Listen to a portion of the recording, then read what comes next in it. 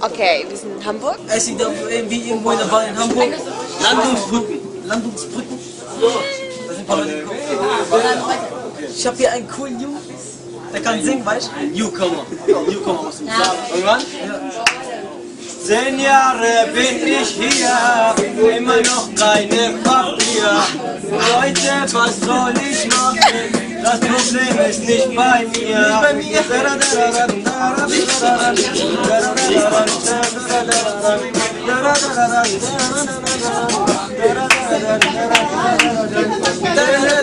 Telefon, mein Vertrag ist Vodafone. Meine Nummer ist D2, auf alle Netze frei. Auf alle Netze frei. Telefon. Ich liege auf mein Bett mit meinem Internetflash. Ich liege auf mein Bett auch mit meinem Internetflash. Telefon. Auf alles? Oh mein Gott.